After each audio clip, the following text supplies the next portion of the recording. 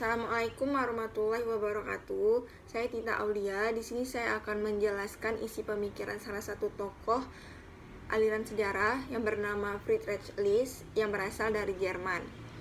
Dalam pemikirannya, List mengatakan bahwa kita dapat mengambil kesimpulan tentang perkembangan suatu masyarakat dari adat sejarahnya.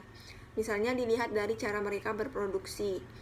Setiap kelompok masyarakat pasti melewati tahap-tahap sejarah. Yang pertama, ada tahap berburu dan menangkap ikan atau tahap barbarian. Tahap ini bercirikan masyarakat primitif yang kebutuhannya didapatkan dari apa yang disediakan oleh alam. Terus yang kedua, zaman mengembala atau pastoral. Pada zaman ini masyarakatnya sudah mulai melakukan kegiatan bertani namun masih nomaden atau tidak menetap. Yang ketiga, zaman agraris, di mana masyarakatnya mulai menetap dan bertani secara subsisten. Yang keempat, zaman bertani, sudah mulai menghasilkan manufaktur sederhana dan melakukan perdagangan lokal. Terakhir, masyarakat bertani. Di sini manufakturnya sudah lebih maju dan sudah melakukan perdagangan internasional. Menurut List, sistem perdagangan bebas yang dianjurkan oleh kaum klasik dapat dilakukan hanya negara-negara yang sudah pada tahap kelima, yaitu masyarakat bertani, di mana manufakturnya lebih maju dan telah melakukan perdagangan internasional. Pada waktu itu contohnya adalah negara Inggris. Namun menurut List, untuk keadaan Jerman pada saat itu masih tidak cocok untuk melakukan sistem perdagangan bebas ini, karena keadaan industrialisasinya masih agak tertinggal jika dibandingkan dengan industrialisasi negara Inggris. Jadi, untuk memajukan perekonomian Jerman, List menyarankan kepada pemerintah untuk menyusun berbagai kegiatan ekonomi sebagai bagian dari kegiatan produksi dan kemampuan nasional.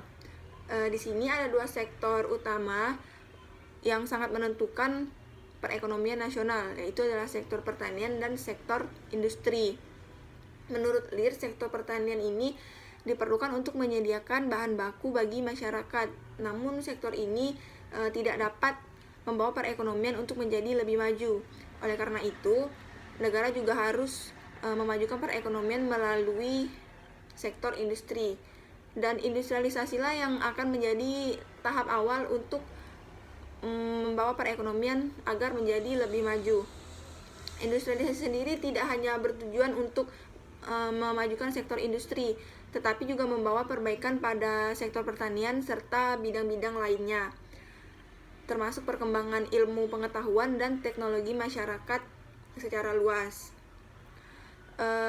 Menurut contoh jika pemikiran ini diterapkan di masa sekarang, menurut saya, maka sektor pertanian dan industri itu harus berjalan berdampingan dengan perkembangan teknologi agar bisa lebih berkembang lagi.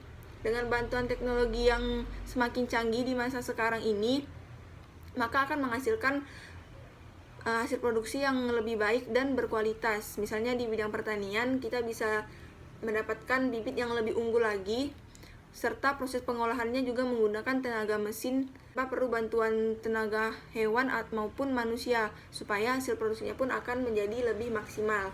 Dengan hasil produksi yang maksimal ini, maka akan memenuhi kebutuhan bahan baku untuk kegiatan industri. Apabila kegiatan industri dikaitkan dengan teknologi yang modern, maka hasilnya pun akan berkualitas serta dapat memenuhi kebutuhan masyarakat itu sendiri. Sekian penjelasan dari saya. Wassalamualaikum warahmatullahi wabarakatuh.